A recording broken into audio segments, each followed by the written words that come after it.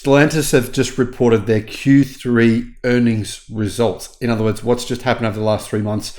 It's actually worse than you think. Here's one of the headlines. Stellantis sees things go from bad to worse. How bad is worse? Well, here are the numbers. Here are the details. Hello, my friends. Great to have you with us. I'm Sam Evans. You're watching The Electric Viking. And I would just say a big thank you to all of you who've supported us on Patreon. I'll put a link in the description below to our Patreon page. And also, I'd love to see you at the Sydney EB show, 8th, 9th, and 10th of November. I'll put a promotion code in the description with a link so you can get free tickets. Make sure you come along.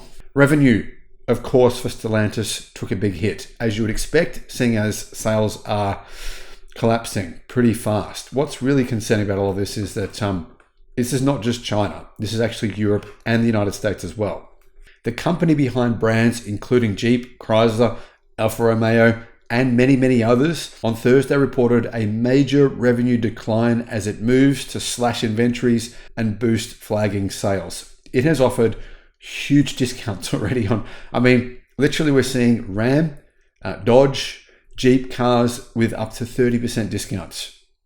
I'm serious. And these results are showing why. Car sales are terrible.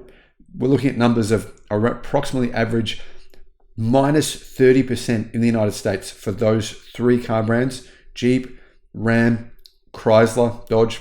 That's technically four, but anyway, across that range of Stellantis brands in the United States, their sales are down by around 30%, in spite of the fact they're offering enormous discounts. So you can see things really have gone from bad to worse. In fact, the automaker said its net revenue worldwide dropped 27% for the July to September quarter to only 33 billion euros. That's 35 billion US dollars. As you can see, BYD's revenue now is nearly at Stellantis levels. In fact, BYD's revenue will surpass Stellantis in the fourth quarter of this year. So why is their revenue down so much? Well, aside from the fact that their sales have fallen, their sales actually haven't just fallen in the United States, they've also dropped in Europe.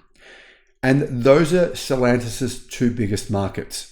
Third quarter shipments fell by 20% compared to a year earlier because of Stellantis' attempts to slash US inventory and production gaps in several models. They have paused production at some of their factories in America. There's a literal war going on between the dealerships and between the Stellantis head office. We're talking crisis here on numerous levels, profitability falling, sales falling, all happening at once. Guys, I know I've been criticized for this many times. I have reported on this being inevitable that this would happen with Stellantis. I can quote you at least 30 different videos I've made over the last 2 years saying Stellantis were in big trouble. And people will say to me, no, they're hitting record profits. Everything's wonderful. Everything's great. Yeah. Remember what happened with BlackBerry? Record profits. Not long after that, what happened? Well, they went bankrupt. This could happen to Stellantis. It is entirely possible. The company said it's on track to launch 20 new models this year across the world, including the Alfa Romeo Junior and the Citroen Basalt. In the US, electric vehicles such as the Jeep Wagoneer S, which starts at about $77,000 US, and the Ram 1500 REV or REV are planned. The Ram 1500 REV is essentially an electric truck with a generator on board, a petrol generator. US dealer inventory was reduced by 80,000 units over the last 4 months, with plans to cut another 20,000 units by the end of November. Stellantis aims to offer more generous incentives on vehicles made for the 2024 model year, as its dealerships complain that high prices have hurt sales.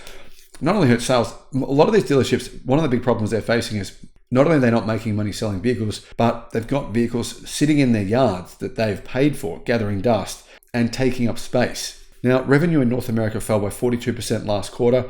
RBC Capital Markets analyst Tom Narayan said Thursday that revenue per car in the region declined to $41,555 from 44,000 euros a quarter earlier, which shows that prices are falling sharply. So yeah, the big takeaway is revenue in North America fell by 42%. Guess what? That's the identical number for the Volkswagen Group's revenue falling as well. The Volkswagen Group worldwide, their revenue fell by 42%. Somehow, Stellantis in America, their revenue fell by 42% as well. Sales in the US dropped 20% last quarter to 205,300 deliveries. So if you look at their sales fall 20%, right? But revenue falls by 42%. That shows you they're offering enormous discounts just to get these vehicles out the door. And it follows a similar 21% year-over-year decline from the second quarter. So revenue declines 21% in the second quarter, then a further 20% in the third quarter. The last time Stellantis had a quarterly sales increase was in the second quarter of 2023, more than a year ago. While Q3 2024 performance is below our potential, I'm pleased with our progress addressing operational issues, in particular the US inventories, which have been reduced meaningfully and are on track for year-end targets, as well as stabilization of US market share, said CFO Doug Osterman in a statement. Now, interestingly, the CEO of Stellantis, Carlos Tavares, was quiet on this, as you probably would expect, considering what's been happening with him lately. Stellantis have confirmed he will not be continuing with the company from 2026 onwards. So you only have to put up with him for the rest of the year and for 2025.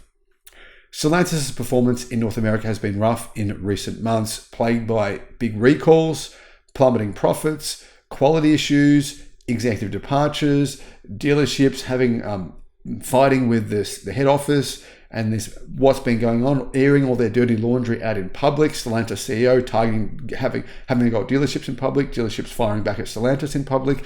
It's really been an absolute shambles. Osterman has been Stellantis' chief financial officer now for just a few weeks after the company announced a major executive shakeup that saw its old financial chief leave. So don't blame the CEO, blame the CFO. The CFO can take the hit. The European automaker is also looking for a new CEO, as Tavares will be put to pasture or retired by the end of 2025. In recent weeks, Tavares' leadership has been criticized by the United Auto Workers Union, the UAW, which represents 43,000 Stellantis workers, and the US Stellantis National Dealer Council as well, which warned that disaster has arrived. Quote, disaster has arrived at Stellantis.